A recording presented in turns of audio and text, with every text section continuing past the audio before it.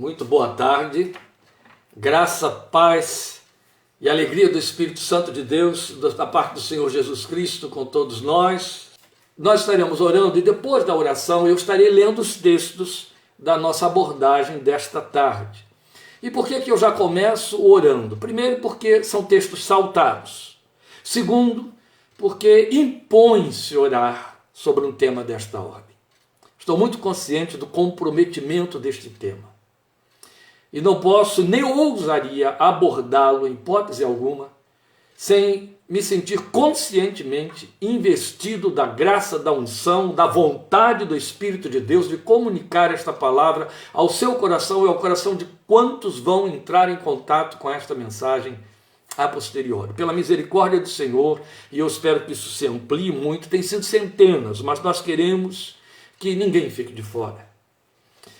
Porque esta é uma palavra conscientizadora. Essa palavra de domingo passado foi uma palavra de conscientização, que alguns entendem como uma palavra de exortação, isso faz parte da profecia, não é? Consolar, edificar e exortar. Esta mensagem de hoje, que dá sequência àquela do domingo passado, é sumamente uma palavra de conscientização profunda. Meu sincero desejo, e para isso oramos a semana inteira, e temos trabalhado com Deus a esse respeito, é que você não saia da audição desta meditação da mesma maneira como chegou a ela. Não só. Não saia desta abordagem sendo o crente que você tem sido até o dia de hoje, mas que vá muito, muito além e profundamente. Então vamos orar ao Senhor e rogar que, por sua graça, trabalhe conosco neste momento. Eterno Pai, estamos diante da Tua santa presença. Pisamos em terra sagrada, terra santa, que é a terra da presença manifesta de nosso Deus. Quando abrimos a Tua palavra, sobre ela nos curvamos. Meu Deus, eu sei do alto comprometimento desta palavra. Eu sei daqueles que ficam impedidos, que estão impedidos e estarão impedidos de terem contato com ela hoje. Já esperava por isso. Isso traz ao coração impacto e tristeza. Mas de alguma forma eu sei que Tu irás ao encontro deles. De alguma maneira, seja amanhã, depois, em algum dia, Tu has de fazer com que eles acessem esta página e ouçam a mensagem desta tarde, ou lá no YouTube. Só não deixes de alcançá-los, por misericórdia. Quanto a nós outros, que estamos aqui diante da palavra que vamos abrir agora e sobre a qual declinar esta nossa meditação, eu te peço, fala conosco de forma marcante, contundente, profunda, inesquecível. Permite que à medida em que a mensagem for sendo ministrada, cada vida, cada um desses queridos, dessas queridas, amados irmãos, esqueçam a minha voz. Esqueçam a voz humana por detrás da imagem e da mensagem e apenas discernam a Tua voz, a voz do sumo pastor, do Teu Espírito, apelando aos seus corações, ditando a cada coração este apelo, este convite e essa expectativa Tua, meu Deus, pela qual e para a qual nos alcançaste em Jesus Cristo, Senhor nosso. Nos chamaste à vida eterna, nos chamaste ao perdão de pecados, nos chamaste a uma caminhada contigo. Este é um tempo em que a igreja está sendo confrontada, posta na parede pelo Teu Espírito. É o tempo em que a igreja está tendo mais tempo do que nunca antes teve, em que dela foi tirado o espaço de diversão, de entretenimento, de fé, os horários de culto e outras coisas, para ficar sozinha e descobrir o que sobrou, o que ela tem de fato. Porque o Senhor veio fazer um ajuste conosco e não perdeu a oportunidade nesse tempo de pandemia. Então não deixes que essas coisas se percam. E quanto for possível, usa esse espaço, Pai. Usa a nossa limitação humana. Usa por Tua misericórdia, da fragilidade de nosso vaso, mas faz-nos orar pelo canal através do qual Tu possas conscientizar Teus filhos. Todos os que estiverem ao alcance desta mensagem, de forma marcante, para a glória de Teu santo nome, por Cristo Jesus, Senhor, e para Teu louvor. Amém. Amém. Meus amados irmãos, como nós dissemos, nosso tema hoje, ele é uma sequência, uma continuação do que consideramos domingo passado. Desta vez a abordagem é muito focal. Até onde sua fé levou você? Eu não preciso nem abrir Bíblia, mas vou abrir, nem preciso comentar textos, mas vou comentar, para que a pergunta por si só suscite necessidade de resposta. Você concorda comigo? Se neste momento eu disser para você, vamos orar de novo, vamos inclinar nossas frontes, vamos parar de conversar aqui agora e vamos trazer essa pergunta para dentro da nossa consciência espiritual. Até onde a minha fé me levou? Que resposta eu vou dar a mim mesmo? Que resposta eu vou dar a essa questão? Mas eu quero convidar você a achar a resposta em cima da reflexão da palavra de Deus. É ela que vai ser usada para nos servir de reflexão, de avaliação e de exame. Nossos textos estão em Êxodo 5, versículo 1, livro de Êxodo, segundo livro da Bíblia, você pode ir abrindo aí, Êxodo 5, versículo 1, depois eu vou saltar ao capítulo 8, vou ler os versículos 25 e 28, depois eu vou saltar ao capítulo 10 e vou ler os versículos 8 a 11, e lá mesmo no capítulo 10 vou ler os versículos 24 a 26. À medida que eu for lendo, eu vou repetindo para você. E eu sei que fica um pouco complicado passando rápido as páginas, mas nós não temos tempo para ficar esperando. Então, já abra aí, por favor, a sua Bíblia em Êxodo 5 e logo Êxodo 8. E aí você vai poder acompanhar a leitura, tá bom? Se você estiver fazendo anotações, Êxodo 5, 1, Êxodo 8, 25, 8, 28, Êxodo 10, 8 a 11, Êxodo 10, 24 a 26. Começando então com Êxodo capítulo 5, primeiro versículo. Depois disso, Moisés e Arão foram falar com o faraó e disseram: assim diz o Senhor, o Deus de Israel, deixe o meu povo ir para celebrar-me uma festa no deserto. Eu não li o versículo 2, mas o versículo 2 traz a resposta de Faraó a esse apelo que Moisés apresenta para ele. E a resposta de Faraó foi não, bem redondo. Capítulo 8, versículo 25. Então o Faraó mandou chamar Moisés e Arão e disse: vão oferecer sacrifícios ao seu Deus, mas não saiam do país. Êxodo 8, 28. Disse o Faraó: eu os deixarei ir e oferecer sacrifícios ao Senhor, o seu Deus, no deserto. Mas não se afastem muito, e orem por mim também. Agora capítulo 10, versículos 8 a 11. Então Moisés e Arão foram trazidos de volta à presença do faraó, que lhes disse: vão e prestem culto ao Senhor, o seu Deus, mas digam-me, quem irá? Moisés respondeu: temos que levar todos os jovens e os velhos, os nossos filhos e as nossas filhas, as nossas ovelhas, os nossos bois, porque vamos celebrar uma festa ao Senhor. Disse-lhes o faraó: vocês vão mesmo precisar do Senhor quando eu deixá-los ir com as mulheres e as crianças. Ele fez um deboche. É claro que vocês estão com más intenções. De forma alguma. Só os homens podem ir prestar culto ao Senhor, como vocês têm pedido. E Moisés e Arão foram expulsos da presença do faraó. Um pouquinho adiante, aí mesmo no capítulo 10, versículos 24 a 26. Então o faraó mandou chamar Moisés e disse: vão e prestem culto ao Senhor. Deixem somente as ovelhas e os bois. As mulheres e as crianças podem ir. Mas Moisés contestou: tu mesmo nos darás os animais para os nossos sacrifícios e holocaustos que ofereceremos ao Senhor. Além disso, os nossos rebanhos também irão conosco. Nenhum casco de animal será deixado, como diz uma antiga versão, nenhuma unha ficará. Temos que escolher alguns deles para prestar culto ao Senhor, o nosso Deus, e enquanto não chegarmos ao local, não saberemos quais animais sacrificaremos. Aqui, é claro, temos um jogo aí de palavras, de enfrentamentos de Moisés e Arão com o faraó e diante de faraó.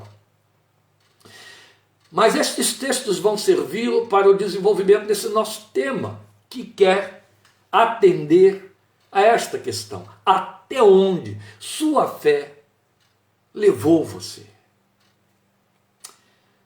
Meus amados, Vamos ficar atentos ao que eu vou colocar aqui agora. Existe uma voz de sensível afeto, eu diria mesmo paixão, que perpassa a Bíblia, vista nas orações dos homens de Deus, em especial nos Salmos. Eu estou falando disso mesmo, paixão. Paixão.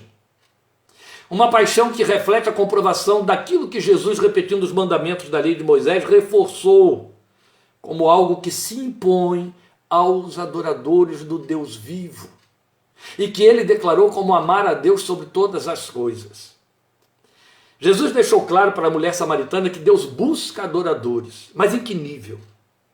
São adoradores que processam atos culticos, religiosos ou coisas semelhantes? Não. Quando Jesus disse que o Pai busca adoradores que o adorem em espírito e em verdade, ele falou isso no limiar daquilo que ele citou lá da lei de Moisés. Amar a Deus sobre todas as coisas. Porque mais detalhadamente o Filho de Deus disse assim: amar a Deus com todo o coração, de todo o entendimento, de toda a tua força e de toda a tua alma. Percebe? Quantas vezes o pronome se repetiu, todo, toda, todo, toda, para falar de uma totalização que, eu disse, se impõe sobre nós, mas está tão, tão, tão acima de nós. Noutra ocasião, Jesus intensificou ainda mais esse compromisso de amor a Deus, dizendo que ninguém pode amar a Deus menos do que a seu pai, mãe, irmãos e filhos. Complicou, não é? Amar a Deus acima do amor a pai, mãe, irmãos e filhos. Amar a Deus acima do amor a pai, mãe, irmãos e filhos. Sabe, faz parte daquele conjunto de textos que a gente passa batido porque não quer ser confrontado com eles. Não quer levantar questões, fazer aferições à luz deles. Mas foi Jesus quem os estabeleceu para nós. É evidente que o coração humano, que é sumamente egoísta, jamais estaria apto para amar a Deus nessas proporções. João chega mesmo a nos desafiar, quando ele diz assim, numa das suas cartas, que se nós não amamos aos irmãos a quem vemos, como podemos amar a Deus a quem não vemos? É um desafio que João nos faz. E um amor de tal envergadura se chama paixão. Mas o que eu quero lhe informar é conforto para nós, só que não dentro do terreno da teoria. Aliás, não há teoria na experiência cristã. É evangelho, é vida, é experiência. Deus nos capacitou esse amor.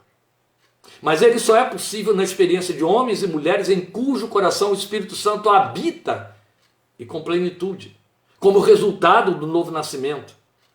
Porque, para nosso conforto, nós somos assegurados por Paulo em Romanos 5,5 que o Espírito de Deus é quem derrama amor em nossos corações. Aleluia! Isso responde tudo.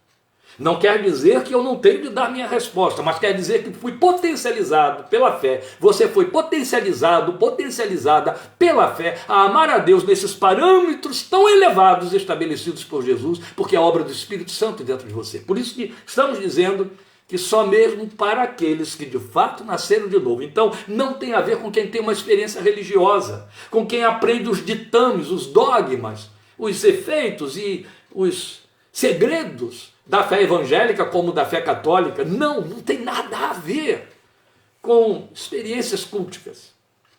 Tem a ver com a experiência mística do derramado Espírito de Deus em nossos corações, que produz o novo nascimento. Porque humanamente só é possível amar a Deus no nível de paixão consciente e arrebatadora, por isso estamos chamando de paixão, por obra do Espírito Santo. E aí, outro tanto, vale dizer que o amor a Deus que não alcança tal nível pode ser claro indicador de que não houve novo nascimento, mas apenas arroubos religiosos. Eles existem. Jesus chegou a pontuar uma certa vez a hipótese da conversão psicológica. Muito sério. Os homens e mulheres de Deus de todas as épocas, tanto na Bíblia quanto fora dela, quando eu digo fora dela, eu estou dizendo que não são os personagens registrados na revelação escrita de Deus. Não estou dizendo contrários à Bíblia, não é isso. Nós somos os homens de Deus fora da Bíblia, ou seja, que não estamos inscritos na Bíblia como personagem. Claro que não. A sua composição encerrou há quase 2000 anos atrás.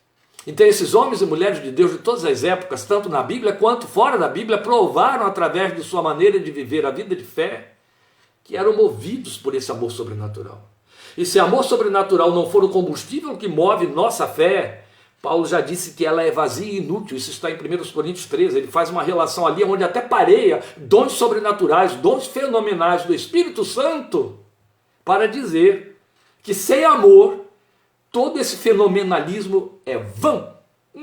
Imagine um culto pentecostal cheio de dons, sem amor. É só barulho de lata vazia, como dizia o pastor da minha conversão, do tempo da minha conversão. E é verdade. Isso explica por que fracassam tantos que se entendem chamados para o serviço do reino de Deus e depois de colocar a mão no arado, o abandonam.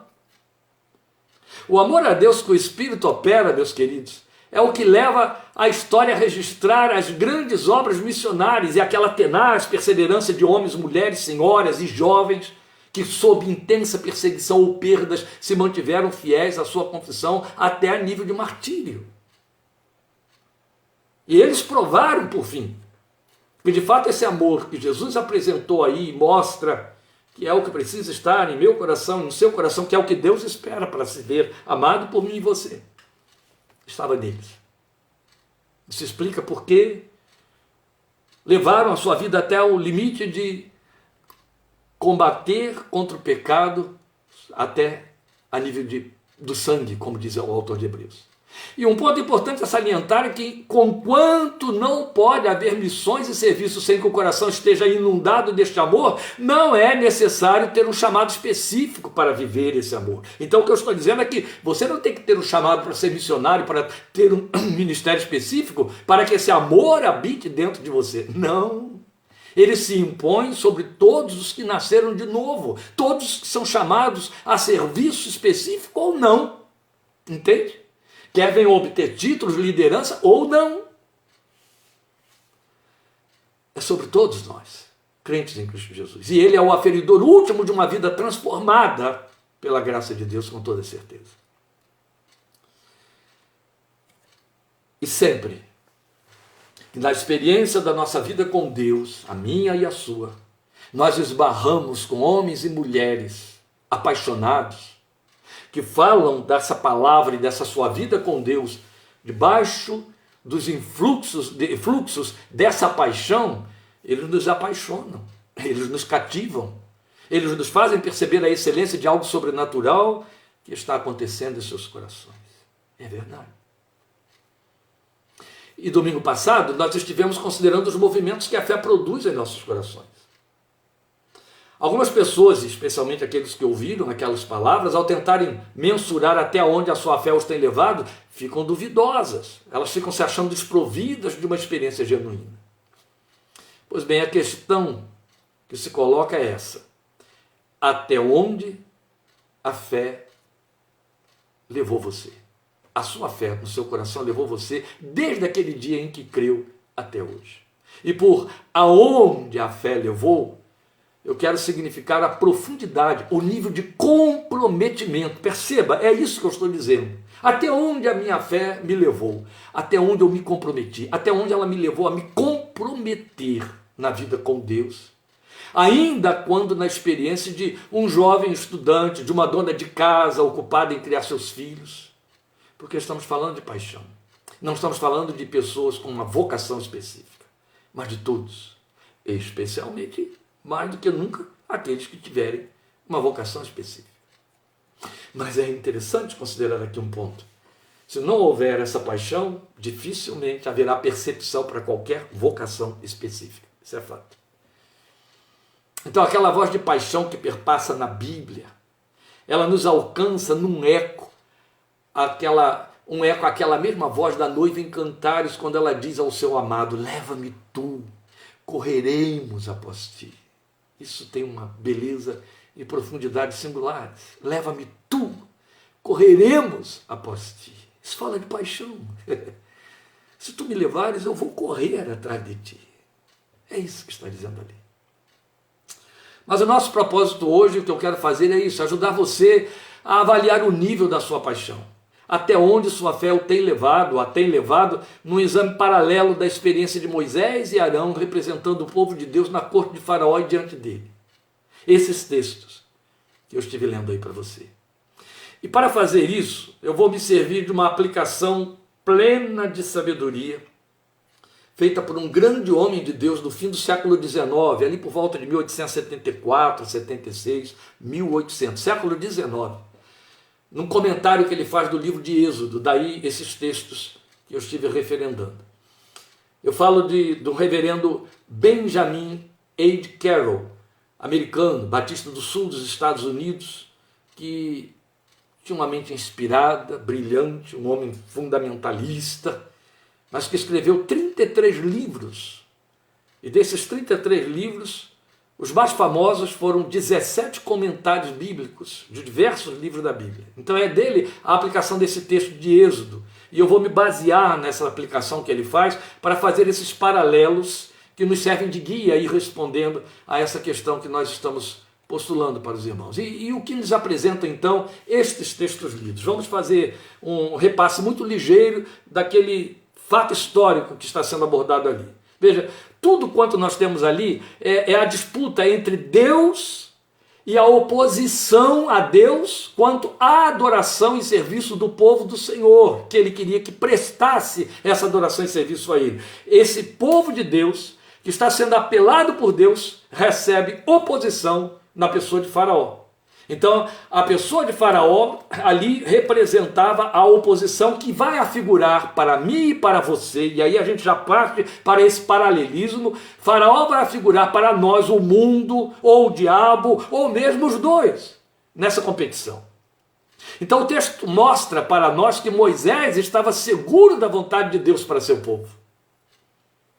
Qual era essa vontade? Que fosse livre para o deserto, a fim de servi-lo fora das fronteiras do Egito. Mas o povo estava preso aos ditames do déspota, e por isso Moisés inicia uma negociação. Ele vai apresentar a Faraó a vontade de Deus para com os seus servos, e a resposta de Faraó foi um pronto e redondo não. Mas não há nenhuma novidade nisso e nenhuma surpresa também. Porque o mundo e o diabo jamais nos querem adorando a Deus.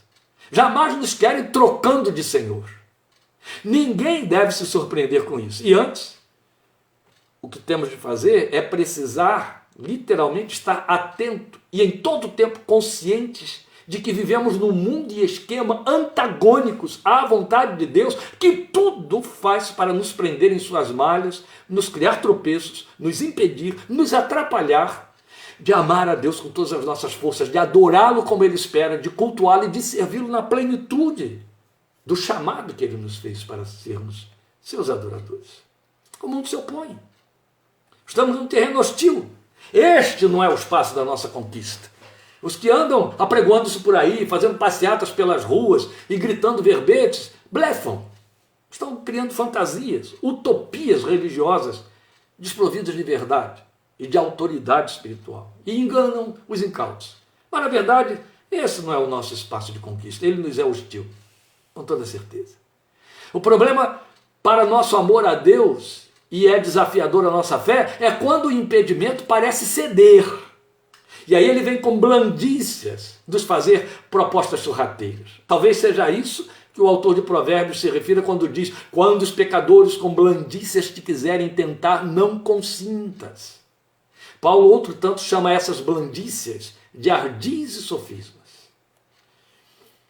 Porque depois de terem sido veementemente resistidos pelo Faraó, Moisés e Arão tornam a ele, repetem a decisão de Deus e ouvem Faraó fazer uma primeira concessão.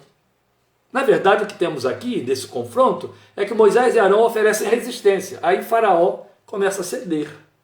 Faz uma primeira concessão. Ele tinha dito o não redondo, expulsa Moisés e Arão da presença deles, e quando eles voltam para insistir na vontade de Deus, aí ele faz uma concessão. É aí que começa o perigo. É onde começa o perigo.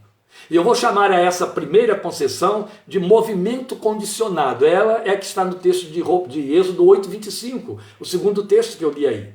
Então, na proposta de Faraó, ela aparece em 8:25 dizendo: vão oferecer a Deus sacrifícios, mas não saiam do país. Olha, ele fez uma concessão: vão oferecer a Deus sacrifícios, mas não saiam do país. Vamos remontar-nos à proposta de Moisés. Primeiro, Deus nos mandou sair caminho de 3 dias ao deserto para servi-lo e oferecer-lhe sacrifícios. Não! Agora Moisés insiste, repete a determinação de Deus, e aí ele faz uma concessão. Eu estou chamando a essa concessão disso, movimento condicionado. Por quê? Porque ele, ao fazer a concessão, ele diz: não saiam do país. É um movimento condicionado. Eu libero, mas sob uma condição. Qual é a condição? Não saiam do país. O que ela traduz para nós? Porque não estamos aqui para discutir aqueles enfrentamentos de Israel lá no Egito, não é isso. Estamos aqui para discutir até onde a nossa fé nos levou a resistir, ou nos leva, até onde fomos resistindo às concessões, em lugar de ceder a elas. Seria como dizer, como se a proposta viesse através da boca de outros faraós, se opondo a nós, dizendo: quer servir? Fica à vontade. Mas não faça nada que fira meus princípios e costumes. Não saia do país. Não faça nada que fira a minha cultura, meus princípios, meus costumes. Não me escandalize com um serviço de fé que eu não posso acompanhar, que não tenha o meu jeito, que não fale a minha língua. Ou seja, no servir a Jesus, não se mostre muito diferente de mim, da minha maneira de ver e entender as coisas do mundo religioso, do mundo espiritual. Faça um serviço que eu suporte, que tenha meus temperos, que tenha meu jeito. Amolde-se ao meu ambiente, ao espaço em que você vive, que é o meu espaço. Essa é a proposta. Quer servir? Vá. Mas dentro desses limites que eu posso aceitar, que eu posso suportar. Será que você não recebeu esse tipo de proposta quando quis envolver-se com profundidade? Isso não veio da boca de um cônjuge de filhos, de pais, de amigos chegados, até de outros crentes, os nominais que transitam entre nós? Será que não? O que importa é a gente saber que Moisés resistiu, nós temos que aprender com ele, justamente para mostrar que a sua forma de culto seria detestável ao povo de Faraó. Ele diz isso, porque para os egípcios, quem cuidava de gado era abominável, e ele disse: nós vamos com os nossos gados. Isso é abominável a vocês não vão suportar a nossa forma de culto. Eu gosto de pensar isso. Quando a nossa maneira de ser crente causa incômodos à nossa volta, nós estamos na posição de Deus. O diabo já corre para dizer: se você estivesse agindo com sabedoria, não estaria causando esse alvoroço todo à sua volta. Cuidado com isso. Cuidado com isso. Depois a concessão aumenta, porque Moisés resiste, aí ela se amplia mais. E aí parece ser convincente, é verdade. Mas não ceder à primeira já levou a fé a dar um passo mais profundo na direção do seu amor a Deus. Isso é bom. Se você deu de ombros e disse: se te desagradar, não estou nem aí, você já foi fundo, já fez uma boa caminhada. Só que vem uma segunda concessão, se você resiste. E a essa segunda concessão, que é uma aparente concessão, nós vamos chamar de movimento tangencial. Ele diz: pode ir, faça o seu movimento, mas olha, tangencie só a coisa, não se afunde muito. Ela aparece na proposta que vem no versículo 28, Êxodo 8, 28, veja aí. Disse o faraó: eu os deixarei ir e oferecer sacrifícios ao Senhor, seu Deus, no deserto. Percebe como é que ele já avançou? Agora ele já aceitou que tem que ser no deserto. Eu os deixarei ir, oferecer sacrifícios ao Senhor, o seu Deus, no deserto. Mas não se afastem muito. E orem por mim também. O que é isso aqui? Sofisma. E que sofisma! Orem por mim também. Mas vamos traduzir esta segunda concessão, meus queridos. Não vá muito longe nesse negócio, de forma que eu venha perder você. Não, nem de vista. Não vá muito longe. Não saia do meu alcance e controle. Não me deixe perder o controle sobre você. Não se comprometa tanto que depois você não sirva mais para mim. Entende? Não vá muito longe, ele disse literalmente. Não vá tão longe que fique difícil voltar depois. Oh, meu amado, vamos contrariar a proposta feita por Satanás, homem, carne, o que for, o mundo, nessas palavras de Faraó, conforme o coração de Deus. Porque o que ele apela para mim e para você é: vá longe comigo. Eu te chamo para ir longe comigo. Vem longe na caminhada comigo. O mundo diz: não vá tão longe. Não se comprometa tanto. Para que se comprometer tanto? Eu vou facilitar para você, para que você possa não me agredir com sua forma de servir, de se comprometer, de se envolver. Não me agredir, é isso que ele está dizendo. Não queime as pontes. Eu quero até ser incluído nisso, desde que você esteja dentro dos meus limites, ou esteja tão próximo à minha ideia de vida espiritual que pode até incluí-la na sua, como se o fizesse a mim. Ore também por mim. Você vê como é que eu até aceito. Eu quero estar envolvido nisso aí, desde que você não me agrida com a sua espiritualidade. Você esteja sob meu controle. Vou te dar um tempo.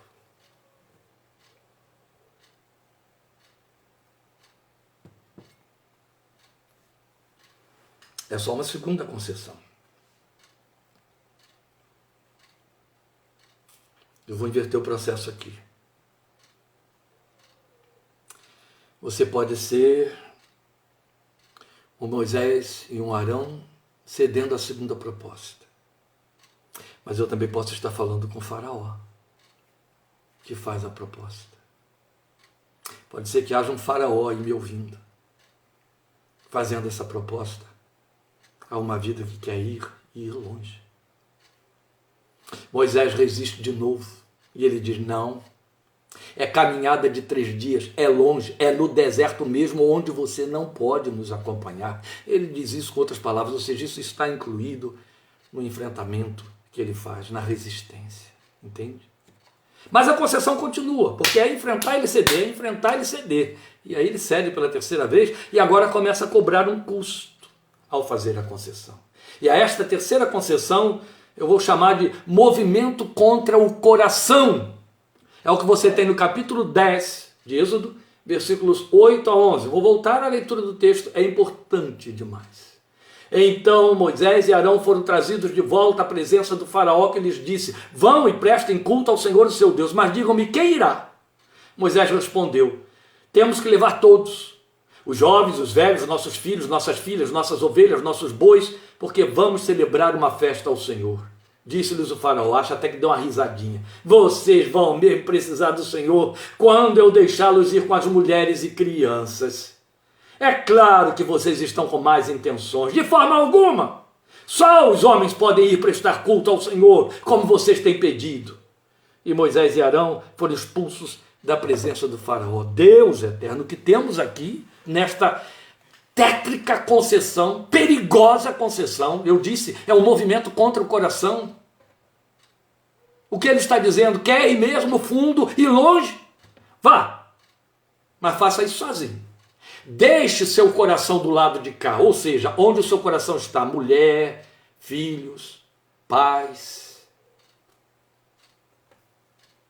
Eu já vi isso acontecer, especialmente na vida de vidas vocacionadas, chamadas, ou que se entendiam vocacionadas. Até foram, mas o coração ficou lá no Egito, porque pai, mãe, família os prendia para chamar de volta.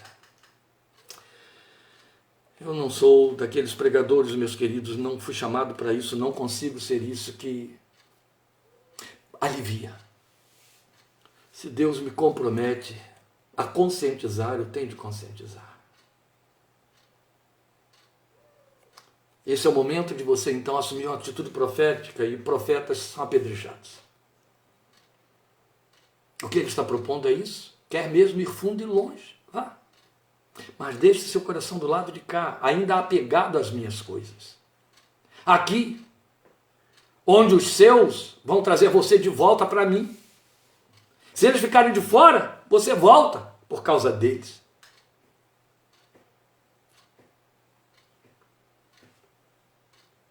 Moisés resiste e diz: vou, mas nosso coração vai conosco, vai junto. Nós vamos levar todos, vamos incluir todos nessa caminhada.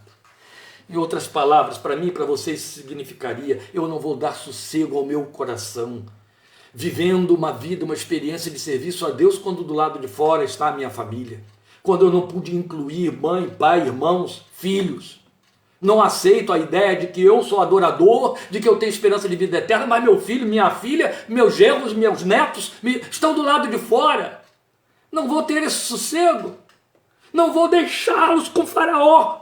Não vou deixar Faraó administrar, cuidar deles, ministrar para eles, porque lá eles estarão servindo a Faraó. Eu sirvo a Deus e o meu sangue, meu coração serve ao diabo, serve ao mundo? Não. Eu vou levá-los juntos. Claro, isso não significa eu vou forçar, vou caçar a laço.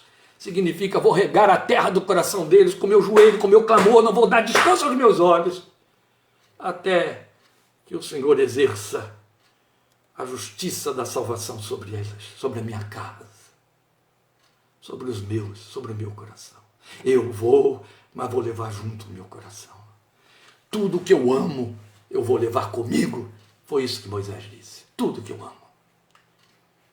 Há ainda uma última tentativa de persuasão que vai surgir na negociação que vai aparecer em 10 de 24 a 26. Eu vou chamar a essa última de movimento contra os sonhos.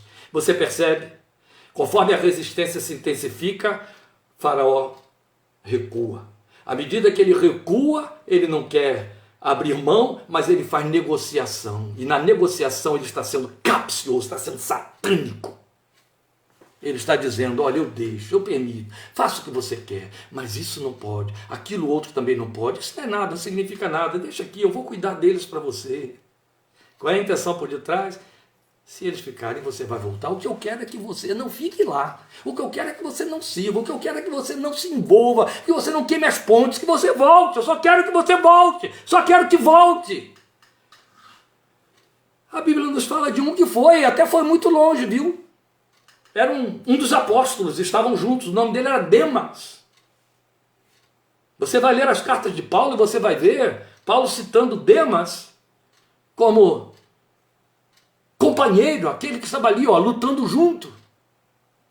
Num dado momento, no fim da sua vida, lá em Roma, em vias de ser condenado já, ou executado na perseguição movida pelo império, ele escreve para Timóteo com profundo lamento, dizendo: porque Demas me desamparou amando o primeiro século. Em algum momento da sua corrida, indo longe com Paulo, Demas deixou lá fora, nas mãos de Faraó, o seu coração, que o levou de volta para Faraó. Então vem a última proposta, e essa última proposta, que eu já disse, é um movimento contra os sonhos. Está no capítulo 10, versículos 24 a 26. Suportem, por favor, mais uma vez a leitura. Então o Faraó mandou chamar Moisés e disse: vão e prestem culto ao Senhor. Deixem, sempre ele pede para deixar alguma coisa, deixem somente as ovelhas e os bois. As mulheres e as crianças podem ir. Quer dizer, até as mulheres e as crianças podem ir. Antes era só os homens, lembra? E Moisés disse: não, todos irão. O coração vai também. Mulheres e crianças falam disso, do coração. As mulheres e as crianças. Agora ele está concedendo. Mulheres e crianças também podem ir. Mas o que é que ele quer que fique? Ovelhas e bois. Moisés contestou: até tu nos darás os animais para os nossos sacrifícios holocaustos que ofereceremos ao Senhor. Além disso, os nossos rebanhos também irão conosco, nem um casco, nem uma unha será deixada. E vamos traduzir essa capciosíssima proposta de Faraó, do mundo, do diabo, que seja da carne. O que ele estaria propondo aí? O que ele estaria insinuando é: para que servem suas conquistas? Essa é a insinuação. Isso tudo é secular, é material, é mundano, deixa comigo. Das coisas temporais eu dou conta. Deus quer sua fé, seu coração, sua vida, não seus bens, suas posses, não. Faça a separação entre sua vida espiritual e vida material. Sua vida material não serve para adorar a Deus, ela não tem caráter de culto, ela é temporal. Vê, todo mundo faz igual, todo mundo faz a mesma coisa, tem os mesmos cursos, tem os mesmos trabalhos, ocupa as mesmas empresas, vendem do mesmo jeito, compram do mesmo jeito. Isso é secular, isso é mundano. Não envolva Deus nisso, não se preocupe em levar essas coisas para Deus, fazer como se fizesse para Deus. Não, você está fazendo é para poder pagar tributos, para poder viver, sustentar seus filhos, se sustentar. Isso é secular, não misture as coisas. Seria essa a proposta. Deixe os bois, deixe as ovelhas e os rebanhos comigo, suas conquistas temporárias, deixe comigo. Aquilo que sua mão produziu, deixe comigo. Mas Moisés tanto resiste quanto afirma, nenhuma unha ficará. Não deixaremos nada para você. Tudo que somos e temos servirá ao Deus a quem amamos. Há um cântico belo na himnologia evangélica que muitas vezes a gente tem cantado, várias vezes. Você deve lembrar, você que já cantou aí conosco em alguns cultos. Tudo que tenho e sou é teu, Senhor. Porque quando o crente chega a engolir essa isca de Faraó, a minha conquista temporal, porque se assemelha à conquista de todos os outros que nem têm fé e até se dão melhor do que eu, ela é minha, ela é temporal, ela não tem nada a ver com Deus, ele já afundou. Ele já caminhou de volta a todas as pontes.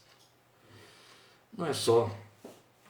Essas colocações que eu fiz aqui até agora, elas são muitas da minha leitura em cima do texto, mas aquele autor que eu citei aí, o Benjamin H. Carroll, ele faz uma outra aplicação que eu não quis fazer aqui em cima desta proposta de Faraó, mas vou fazer agora, eu vou repeti-lo. Entende? É quando Satanás insinua ao crente, não pense você que seu dinheiro serve para prestar culto. Não pense você que os seus bens materiais, seu carro, sua casa, suas conquistas, seus sonhos servem para prestar culto. Isso é para você, isso é para seus filhos. Deus não está interessado nessas coisas. Deixa isso de fora. Deixa isso de fora. Maldito Faraó. Esta é a razão porque o nosso Deus quer que nós o servamos com tudo que somos e tudo que temos, porque o que temos é dele que vem. Entende? É dele que vem. Esta é a verdade. Tudo que temos e somos servirá ao Deus a quem amamos. Foi isso que Moisés disse. Até essas coisas materiais vão ser instrumentos de serviço para Deus, instrumento de culto. Glória a Deus. É isso. A cada uma dessas contrapropostas, Moisés resistiu e disse não. Por fim, ferido por Deus, Faraó cede e o povo sai livre. Mas e quanto a nós? Veja, esse movimento de Moisés e Arão no enfrentamento a Faraó parece atender muito de perto ao que Pedro preconizou quando ele disse assim, resistam ao diabo e ele fugirá de vocês. As antigas versões dizem isso, resistir ao diabo e ele fugirá de vós. Olha aqui uma prova mais do que evidente, histórica, de que isso acontece, porque ali está o diabo representado por Faraó, usando Faraó, e lá está Moisés e Arão representando a mim e você, o povo de Deus, a igreja de Cristo, resistindo a ele e ele fazendo concessões, até que perde. Porque esta palavra se cumpre. Quando você resiste ao diabo, ele foge. Você tem que resistir até que ele fuja, porque o compromisso dele, em resposta à sua resistência, é fugir, porque o diabo é covarde. E ele foge. Mas a palavra de Deus insiste comigo e com você dizendo isso. Resista a ele. Ele vem, ele te faz blandícias, propõe sofismas, resista. Ele te tenta, resista. Ele vai fugir. Ele não vai ficar nisso para sempre. Ele vai desistir. Ele vai fugir. Resista que ele vai fugir. Mas acreditem, meus queridos, e eu acredito, que esse caminho que nós percorremos na aplicação destes textos aí, Êxodo 8, 25, 28, 10... 8 a 11, 24 a 26 do 10, esses mesmos textos aí, na interpretação daquele irmão que eu citei aí, Benjamin Carroll, ele serviu perfeitamente para nos levar a pensar até onde nós temos ido. Eu creio firmemente nisso. Que dentro das abordagens que fizemos até agora, isso nos serviu para nos fazer reavaliar e considerar até onde temos ido. Onde foi que alguém ficou bloqueado, parado no meio do caminho. Parou na primeira proposta, parou na segunda, parou na terceira, está atrapalhado na quarta. Até onde temos ido? Até onde a nossa fé nos tem levado? Longe, fundo? Pregando certa vez sobre esse mesmo texto, Eu lembro de ter lançado um desafio à igreja, aos que estavam ali, inclusive também, obreiros, vidas vocacionadas. E eu vou fazer isso hoje de novo. A quantos estão aí nos ouvindo, nos assistindo? Porque o que eu disse àqueles irmãos naquela ocasião é que a nós foi proposta uma caminhada de excelência, uma caminhada de rupturas, onde somos convidados a irmos além e mais fundo, queimando todas as pontes de forma que nós cheguemos tão longe que se torne impossível voltar. Por que a colocação se torne impossível voltar? Porque pode ser que de alguma maneira um outro faraó surja no meio do caminho para dizer, olha, tal situação está acontecendo e é hora de parar aí e rever sua posição. Mas se todas as pontes foram queimadas, não há mais como voltar, não é? Por isso é que a proposta da fé é nos levar tão longe que as pontes vão sendo queimadas. A experiência pastoral me faz concluir com lamento, com dor, que aqueles irmãos, aqueles amigos, muitos deles, que caminharam conosco, alguns deles, melhor dizendo, que caminharam conosco, não queimaram as pontes, ficaram sempre deixando uma ponta amarrada lá atrás da sua corda de comprometimento, acabaram voltando, porque o que ficou para trás apelou, os trouxe de volta, acharam o caminho de volta, acharam pontes. Sempre que você deixa o compromisso te prendendo lá atrás, você vai atender a ele. O faraó vence. Isso não pode acontecer. Até onde sua fé levou você? Até onde você está disposto a ir na caminhada com o Senhor? Quantas rupturas se impuseram sobre você? Quantas estão se impondo sobre você agora? Quantas foram devidamente atendidas? Quando tentações e oposições surgiram? Quanto o amor de Cristo constrange você, na linguagem de Paulo? Porque o amor de Cristo nos constrange, ele disse. Eu disse aos irmãos que eu queria encerrar com um cântico que vai ser a nossa oração. Não sei o que sobrou de garganta aqui para cantar, mas não tem outro jeito. É pena que a Ana Maria, que cantaria incomparavelmente melhor do que eu, esse cântico esteja lá do outro lado do vídeo, né? Que ela cantaria comigo. Já fizemos dueto dele, ou duelo, né, Ana Maria? Não sei, há 40 anos atrás. Mas eu quero lembrar uma palavra que disse o Senhor Jesus. Ouça, meus irmãos. Jesus disse tacitamente: ninguém pode servir a dois senhores. Ninguém pode servir a Deus e a Mamon, que traduz riquezas. Ou vai servir a um e aborrecer ao outro. Mas aos dois não vai conseguir servir. Não pode. É simples assim. E eu quero cantar esse louvor para que você participe dessa oração final comigo. Lília está sentadinha ali, vai tentar me acompanhar nesse cântico, porque não é muito simples, já tem uns 40 anos aí que a gente não canta, né, Ana Maria? Mas esse cântico, na verdade, é um belo poema da pena de Dona Rosalie Mills Appleby, aquela missionária americana que fez uma grande obra de Deus aqui neste país, até os anos 1960, 65, depois voltou para sua terra, onde morreu. Muitos anos depois morreu. Ela escreveu esse poema tão lindo. Dona Estela de Bois, uma serva de Deus da Bahia, botou a música nesse poema. E essa bela canção se tornou um clássico hino da hinologia evangélica contemporânea. Vai ser a nossa oração agora. Eu vou cantá-lo, você perdoe todas as dificuldades, ainda mais agora, né? Vou tentar lubrificar aqui a garganta. Mas, por favor, não acompanhe o cântico como quem ouve um cântico. Se você não o conhece, faça dele a sua oração. Acompanhe o espírito de oração. Se o conhece, aí sim, cante comigo. Jesus é melhor sim que ouro e bens. Jesus é melhor do que tudo o que tens. Melhor que riquezas e posições. Melhor muito mais do que milhões. Pode ser um rei com poder nas mãos, mas do mal um escravo, sim. 1000 vezes prefiro o meu Jesus e servi-lo até o fim. Vamos adorar a Deus com ele.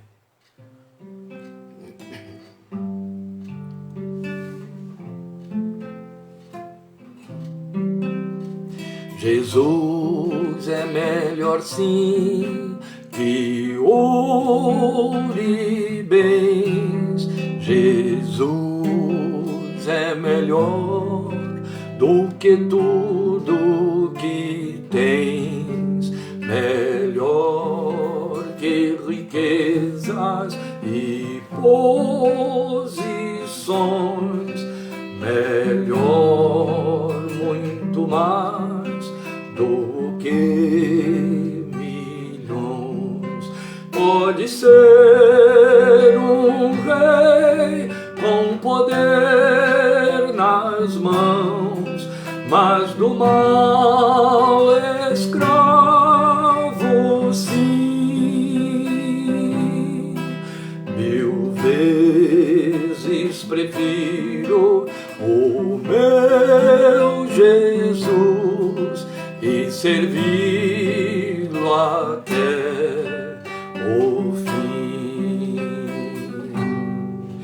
Jesus é melhor que qualquer valor, amigo leal no prazer e na dor, melhor do que tudo Ele é pra mim, melhor que qualquer bom amigo, sim.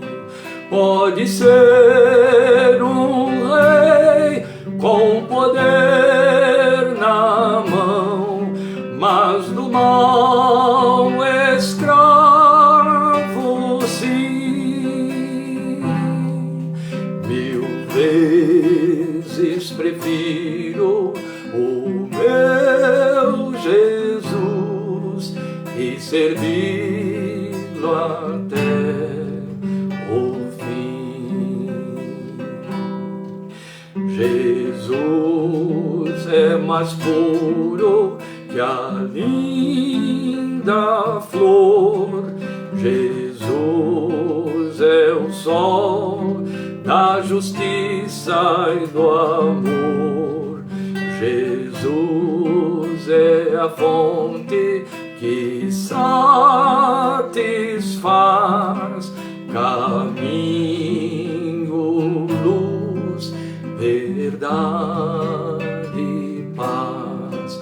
Pode ser um rei com poder nas mãos, mas do mal escravo, sim.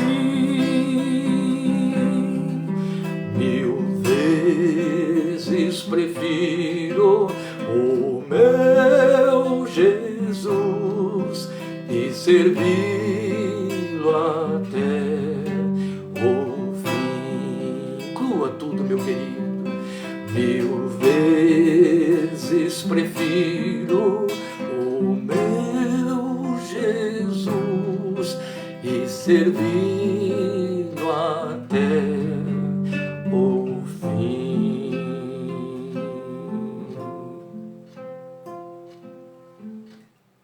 Seja seu profundo desejo, seja a sua entrega sem resistência. Ele te deu tudo, Ele se deu inteiro, Ele é digno de tudo que você é e tem. Que nada fique de fora, que a rendição seja absoluta, funda, tão longe, que nunca possa mudar. Deus te abençoe e fortaleça. Estejamos juntos domingo em nome de Jesus, 7 às 5h30. Obrigado por sua atenção e participação. Que a graça do Senhor esteja sobre você. Ore sobre esta palavra para que Deus a leve na direção dela os que não participaram dela hoje. Amém? Em nome de Jesus. Deus te abençoe.